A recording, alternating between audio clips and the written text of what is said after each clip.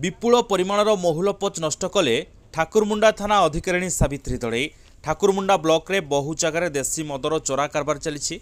अबकारी विभाग और ठाकुरमुंडा थाना महुलडिया थानार घन घन चढ़ाऊ पर भी लुचा छपारे चली कारबार। रविवार दिन 12टार विशेष सूत्रु खबर पाई ठाकुरमुंडा थाना अधिकारिणी सावित्री दलई नेतृत्व में तालपदा ग्राम पंचायत सरासपसी जंगल में चढ़ाऊ कर 10 क्विंटाल ऊर्ध्व महुलपोच नष्ट करिसेंती।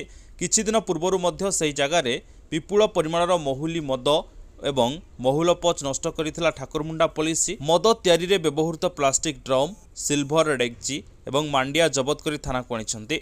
चढ़ाऊ रे ठाकुरमुंडा थानार कनेस्टेबल अक्षय परिडा, रामचंद्र हस्ता, हवेलदार डमरुधर बारिकी, गृहरक्षी इंद्रमणि नायक, पार्वती मारांडी प्रमुख चढ़ाऊ रे सामिल होइतिले।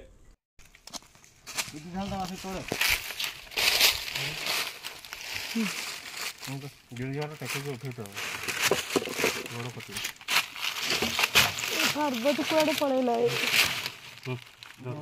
खसी खुसा कर मरिया कथा